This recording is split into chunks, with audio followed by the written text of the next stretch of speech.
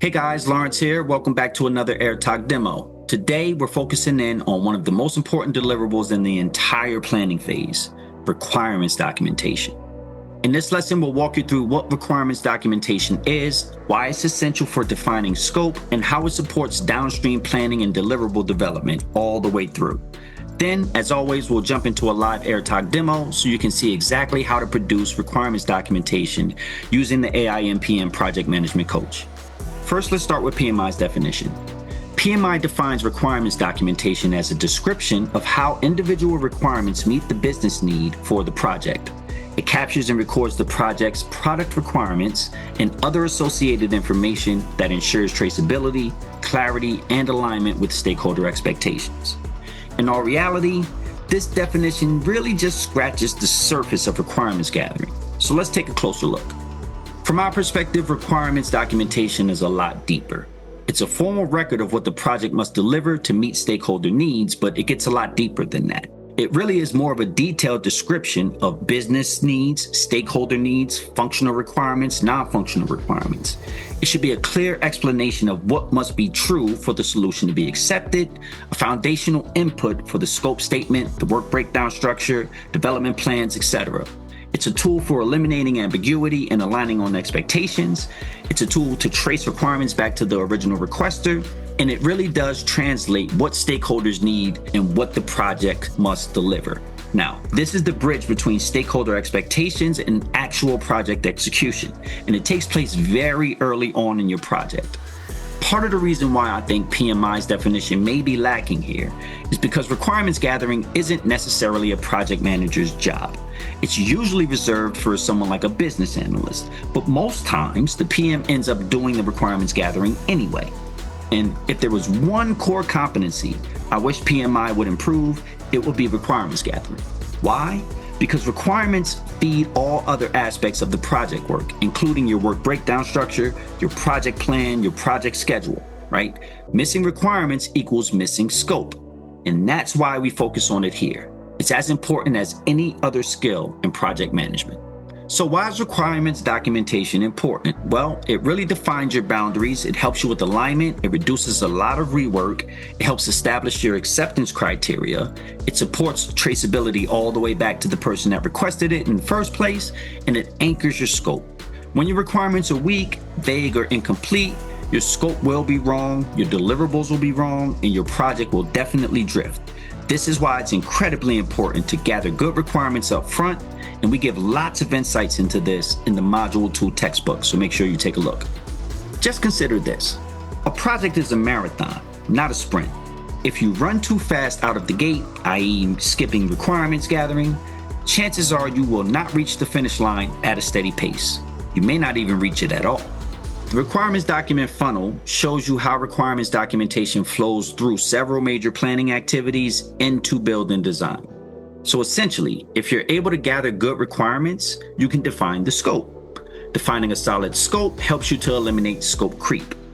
If the scope is solid, I can draft good work breakdown structures, which naturally lead to a much more defined project plan and an accurate schedule. This allows the project team to build and validate deliverables on time and within budget.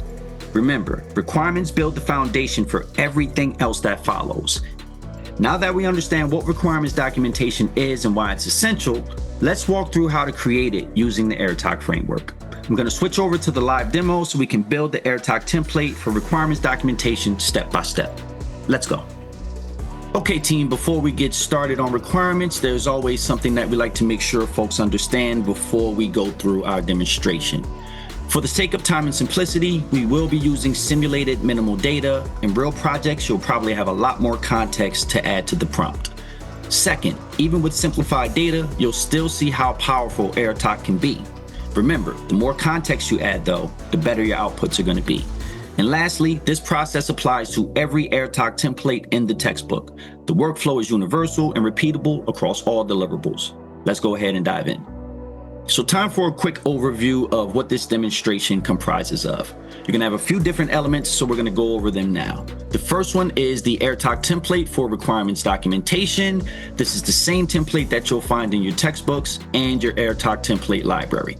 Below that, we have an actual simulation or a real-world scenario.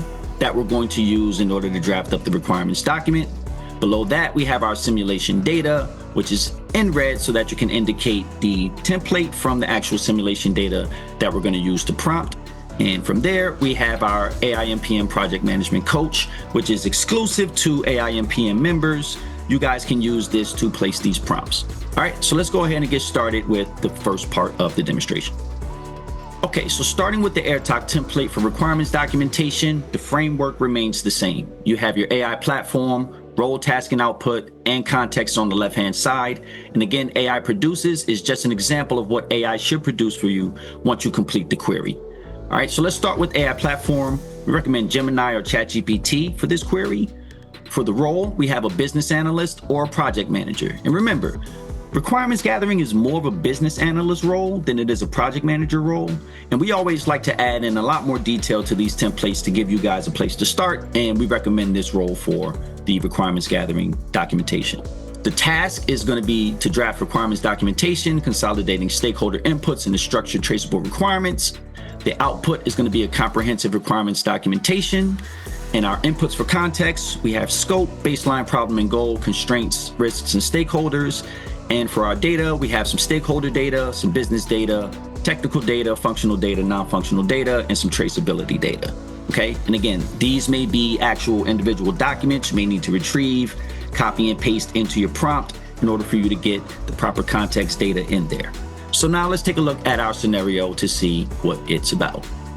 Our scenario says the organization's manual workflows were producing frequent errors, long approval cycles, and compliance gaps, prompting leadership to mandate detailed requirements for an automated enterprise workflow system.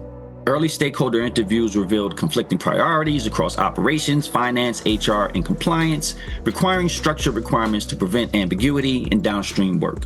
Integration with the ERP, HRIS, and ITSM systems introduced technical and performance constraints that needed to be explicitly captured before vendors could finalize architecture.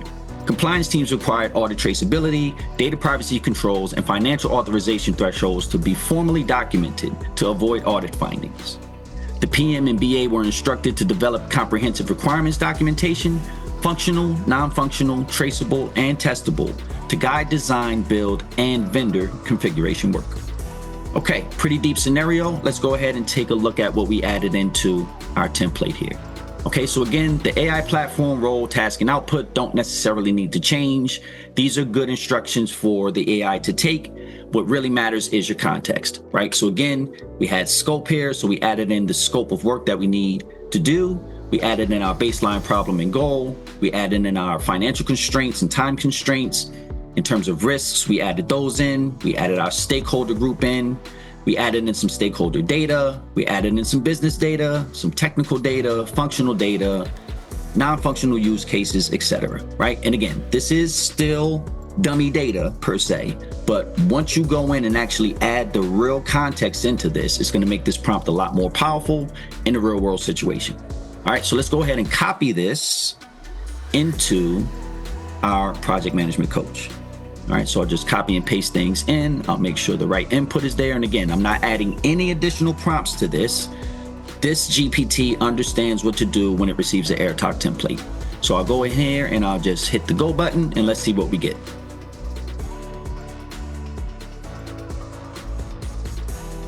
Okay, we're starting to cut through.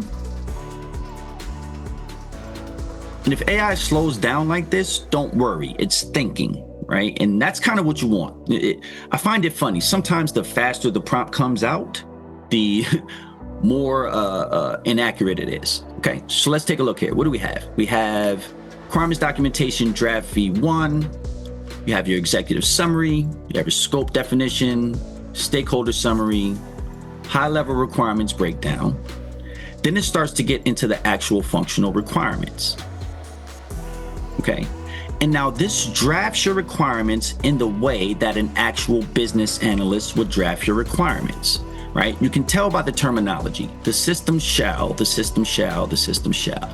And requirements speak, this means that it better do this thing here, right? That we're putting in terms of this requirement.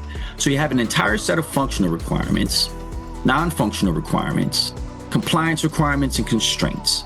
You also have a number of risks, requirements traceability matrix, right, which you can expand upon, acceptance criteria examples, open requirements, and next steps. Okay, this may take you maybe 4 or 5, maybe 6 hours to generate once you have all of the information. Why? Because you actually have to separate things like functional and non-functional requirements.